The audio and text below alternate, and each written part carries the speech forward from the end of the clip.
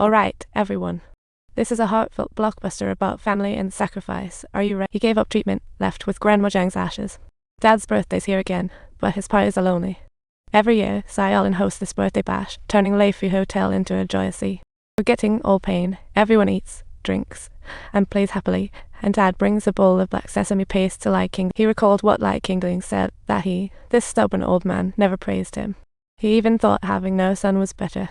In Lai Qingling's second-year exam, he shocked everyone by scoring third in class. Dad gave him only black sesame paste, forcing Lai Qingling to hide his grievances. But now, he cried at the familiar taste of sesame paste, longing for his father's approval. Now he realizes that bowl of black sesame paste holds deep meanings of paternal love. Leifu Hotel is indeed his home. Subtitles, come on, Sanbulu. Xiaolin learned of Lai Qingling's dad's illness and, with Hebei and Chili, sent 36,000 to the hospital. They handed it to Lai Qingling's sister. It was a comfort for his father and proof for Lai Qingling. He's turned a new leaf with a decent job, hoping family will accept him back. Old Dad heard Xiaolin's words and finally agreed to the surgery, knowing the money was clean. After sending Dad home, Xiaolin returned to Leifu for work, looking at those spy pics on his phone and deciding not to send them to Uncle. In the quiet midnight, the sound of breaking glass shattered the peace. Lai Qingling knew it was Uncle causing trouble. Leifu, I promise, with me here, you absolutely can't demolish it. He slapped an envelope on Uncle's face and turned to leave. Uncle opened it to find a ring and an IOU inside. It was evidence proving Uncle's early money was just a loan. The next morning, Hebei found Ziyume couldn't wake up. They rushed her to the hospital, but it was too late. Ziyume still passed away. Ziyume's son rushed to the hospital and blew up. The doctor said it was likely due to an overdose. He sought an explanation from Xiaolin. Xiaolin said she was in severe pain yesterday, so he just gave her 2 painkillers and quickly explained he was chief of anesthesia. Ziyume's son claimed Xiaolin was medically qualified to prescribe drugs and vowed to ruin him financially. Soon, Ziyume's son guided filial descendants, holding her photo and banners, sat before Leifu Hotel demanding explanations. To fuel the situation, Uncle's henchman Longji began distributing flyers around the hospital. They spread rumors of Leifu Hotel's evil deeds, revealing Lai Qingling, Chili, and Hebei's identities. Then they got into a fight, which Lai Qingling's father happened to see, causing his confidence to collapse. He lost trust in Lai Qingling, refusing a final meeting. Meanwhile, Uncle had arrived at Leifu Hotel. Sitting across from Xiaolin, Uncle threatened him over this matter, forcing him to agree to the demolition, offering 900,000 in compensation. Xiaolin reluctantly agreed. Uncle handed over Lai Qingling's ring to him. He told Xiaolin that everything was orchestrated by Lai Qingling.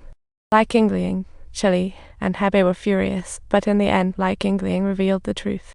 He did take Uncle's money to cause trouble here, but in the process he realized this place had become his home. The matter with Ziyume was truly unrelated to him. Xiaolin, however, lost trust in Lai Qingling and pushed him out. 2 months later, Lai Qingling took a temp job at the crematorium and saw his father choose an urn, feeling very sad. After work, he returned to Leifu Hotel to find it being demolished and in disarray. The patients left, only Dad and Xiaolin remained. Dad said Xiaolin found a nursing home, but he refused to go. Having lived in Leifu for 7 years, he sees it as home, wishing to stay till the end. He had very little time left after he died. His ashes would be scattered in a small river, simple yet joyful. Lai Qingling asked if Dad was scared, and Dad had one last wish, to see a video he recorded in his youth. So Lai Qingling hurriedly searched the city and found an old projector. Dad finally got his wish and saw himself in his youth. Suddenly the power went out. Lai Qingling hurried to fix the fuse box, but when he returned, he found Dad had already passed. Everyone followed Dad's last wish and scattered his ashes in the back sea of the plant. Lai Qingling sincerely apologized to Xiaolin, admitting he had come to Leifu with ill intent before, but this matter wasn't his fault. Xiaolin said nothing and turned to leave. On his way home, he received a video from an old customer. The video captured moments at Leifu, and suddenly he had an idea.